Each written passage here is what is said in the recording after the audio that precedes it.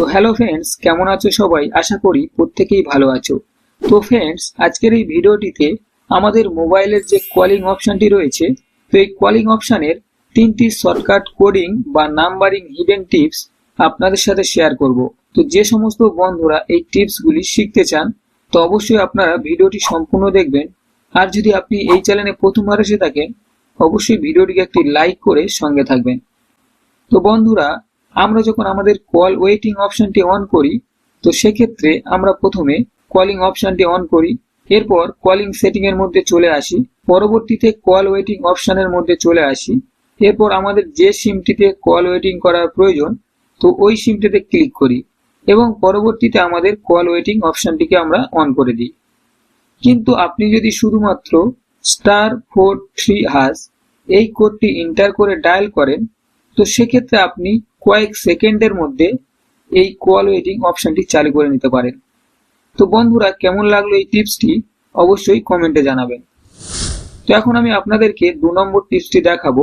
তো বন্ধুরা, আমরা অনেক সময় এই রকম ধরনের প্রবলেমে পড়ি, মানে আমরা যখন কাউকে কল করতে যাই, তো বারবার কল ইনডেড লেখা উঠে আমাদের কলটি কেটে যায়। তো সেক্ষেত্রে আমরা বারবার আলাদা আলাদা নাম্বারের চেষ্টা করি, কিন্তু সেম একই প্রবলেম হয়েই যায়। তো এই প্রবলেমটি সলিউশনের জন্য আমরা অনেক সময় মোবাইল অফ অন করি, আবার আমরা অনেকে আমাদের এরোপ্লেন মোড বলে যে অপশনটি রয়েছে এটিকে অন অফ করি, কিন্তু তারপরেও এই প্রবলেমটির সলিউশন হয় না। তাই আপনি যদি #31# এই কোডটি এন্টার করে ডায়াল করেন এবং ডায়াল করার সাথে সাথে hide outgoing calling ID disable এই লেখাটি ওঠে, তো সেক্ষেত্রে বুঝে নেবেন আপনার প্রবলেমটির সলিউশন হয়ে গেছে। তো আশা করি এই শর্টকাট মাধ্যমে আপনি খুব সহজে এই প্রবলেমের সলিউশন করে নিতে পারবেন। তো ফ্রেন্ডস, এখন আমি আপনাদেরকে 3 নম্বর হিডেন টিপসটি দেখাবো। তো ফ্রেন্ডস, অনেক সময় আমাদের মোবাইলে কলিং অপশনটি থেকে আমাদের কল হ্যাকিং বা কল ফরওয়ার্ডিং হয়ে যায়। কেউ আমাদেরকে যদি কল করে, তো সেক্ষেত্রে ওই কলটি অটোমেটিকলি অন্য কারোর মোবাইলে চলে যায়, আর যার ফলে আমরা অনেক সমস্যার সম্মুখীন হই।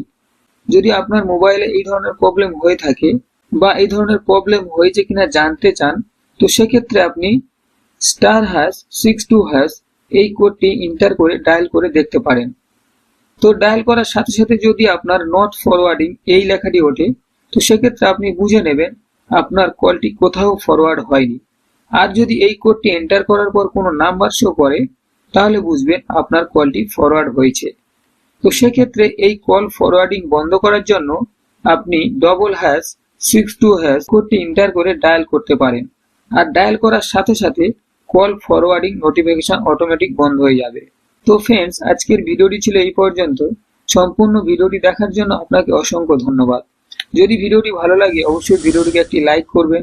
আর যদি আপনি এই চ্যানেলে প্রথমবার এসে থাকেন, চ্যানেলটিকে সাবস্ক্রাইব করে সঙ্গে থাকবেন। এছাড়া আপনি যদি কোনো বিষয়ে জানতে চান, তো সেক্ষেত্রে আপনি কমেন্টে লিখে জানাতে পারেন।